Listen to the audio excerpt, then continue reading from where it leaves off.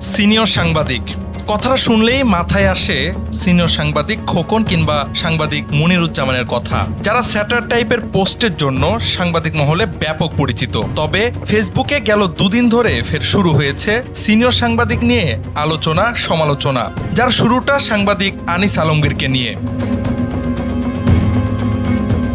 সাংবাদিক আনিস আলমগীরকে গ্রেফতারের পর কেউ কেউ মনে করছেন তিনি একজন সাংবাদিক, টকশোতে কথা বলার কারণে তাকে এভাবে গ্রেফতার করা উচিত হয়নি।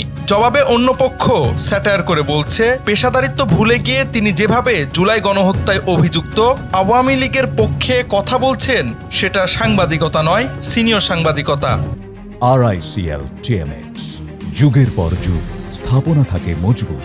শুধু আনিস আলমগীরই নন, তার মতো সাংবাদিক মাসুদ কামাল, আব্দুল নূর তুষারকেও সিনিয়র সাংবাদিক আখ্যা দেওয়া হচ্ছে। তারাও ইনিয়ে বিনিয়ে আওয়ামী লীগকে প্রাসঙ্গিক করার চেষ্টা চালাচ্ছেন বলে অভিযোগ সমালোচনাকারীদের। তাদের দাবি, জুলাই যোদ্ধা, ছাত্র উপদেষ্টা ও অন্তর্বর্তী সরকারকে টার্গেট করে উদ্দেশ্য প্রণোদিত বক্তব্য দিয়ে যাচ্ছেন এসব সিনিয়র সাংবাদিক। এর জেরে ইনকিলাব মঞ্চের মুখপাত্র শরীফ ওসমান হাদীকে যেতে হয়েছে জীবন মৃত্যুর সন্ধিক্ষণে।